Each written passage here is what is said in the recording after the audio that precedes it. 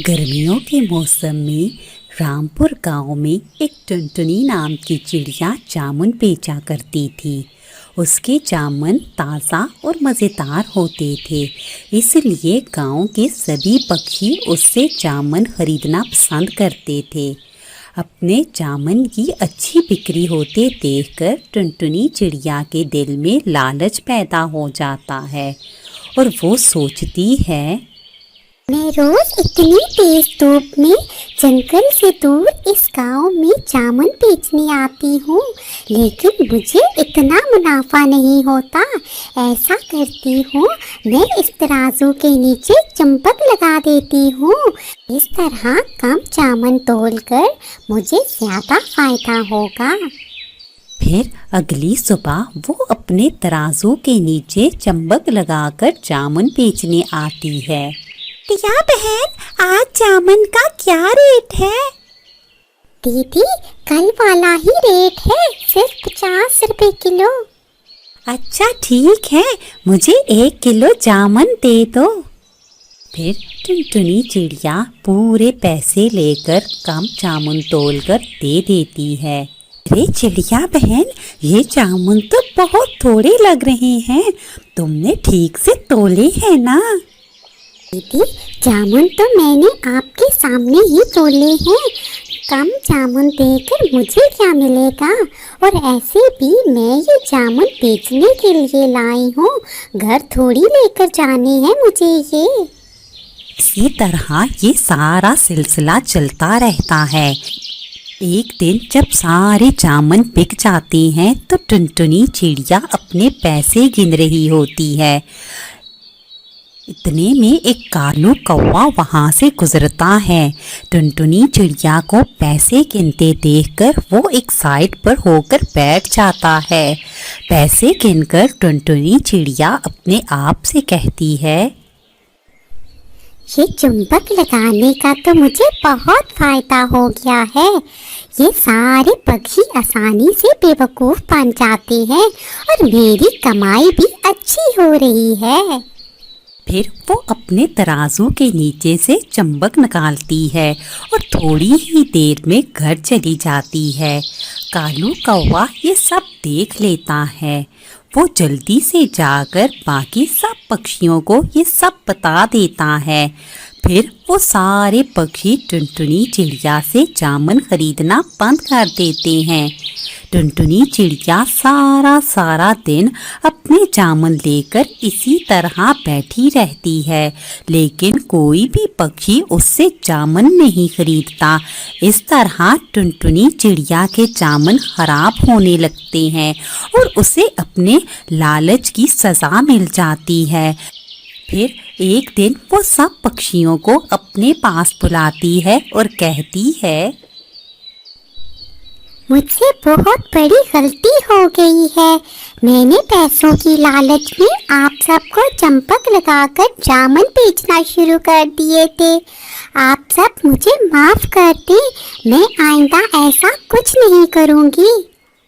इस तरह सब पक्षी टुनटुनी चिड़िया को माफ़ कर देते हैं और फिर सब गर्मियों में उससे जामुन खरीदने लगते हैं।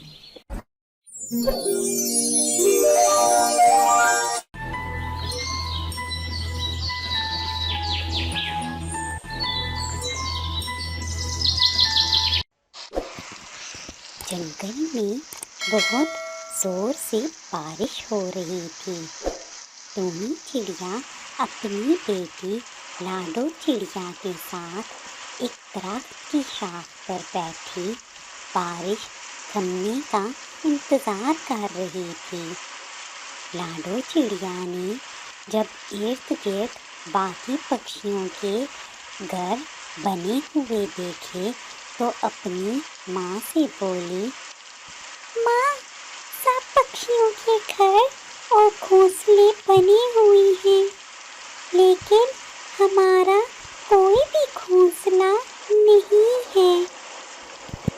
हम कभी दरख्त की एक शाख पर बैठ जाते हैं तो कभी किसी दूसरे दरख्त पर रात गुजारते हैं।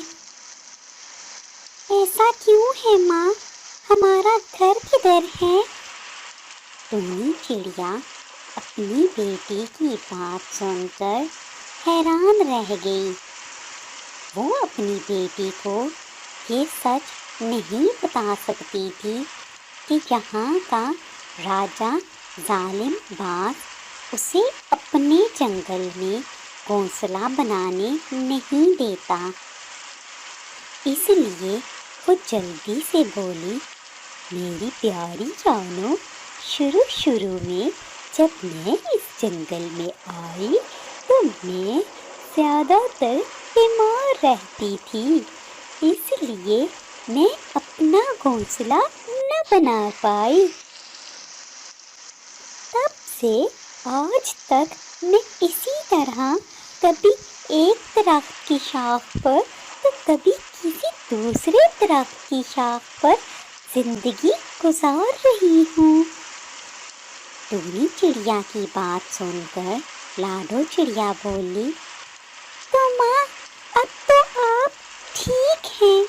मैं और आप मिलकर अपना घोंसला बना लेते हैं। लाडो की बात सुनकर टूनी चिड़िया खौफजदा हो गई, क्योंकि वो जानती थी कि राजा बाज बहुत हुसीला है और वो नहीं चाहती थी कि वो जालिम बाज लाडो को कोई नुकसान पहुँचाए। इसलिए वो जल्दी से बोली, नहीं नहीं, हम ऐसे ही ठीक हैं और ऐसे भी मुझे इस तरह रहना अब अच्छा लगता है। और बस अब तुम खामोश हो जाओ, मैं मज़ीद इस मौजू पर बात नहीं करना चाहती। टूनी चिड़िया की बात सुनकर लाडो चिड़िया नाराज़ हो गई और फिर जब रात हुई तो उसने खाना भी न खाया और चुपचाप एक साइड पर होकर बैठ गई। इसी तरह सारी रात गुजर गई। जब सुबह हुई, टूनी चिड़िया की आँख खुली तो उसने देखा कि लाडो चिड़िया गायब है। वो परेशान हो गई और इर्द गिर्द लाडो चिड़िया को ढूंढने लगी।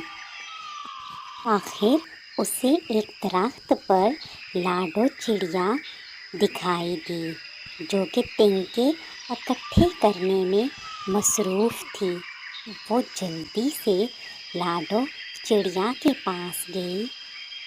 लाडो चिड़िया टूनी चिड़िया को देखते ही बोली, देखो माँ, मैंने सारे तिनके इकट्ठे कर लिए हैं।